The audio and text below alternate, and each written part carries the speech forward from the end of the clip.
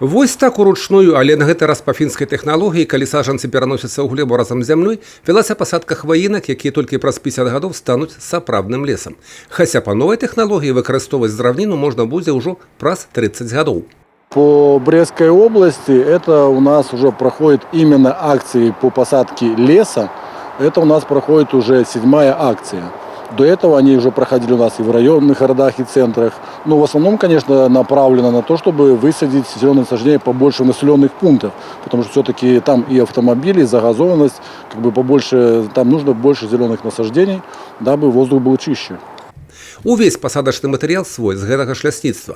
Удзел у мерапрыемстве прынялі тыя, хто непасрэдна адказвае за абарону прыроднага багацця краіны, абласны камітэт прыродных рэсурсаў і аховы навакольнага асяроддзя і абласная інспекцыя аховы жывёльнага і расліннага свету, лясгас, студэнты, валанцёры.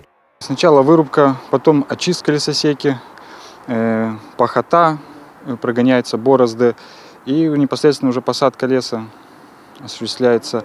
В данном случае это вырубка сплошная санитарная по усыхающим соснякам.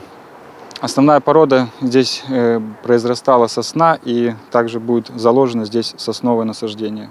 У рамках рэспубліканскай акцыі «Уладкуем малую радзіму» будуць праведзены і іншыя мерапрыемствы, накіраваныя на добраўпарадкаванне лясных тэрыторый.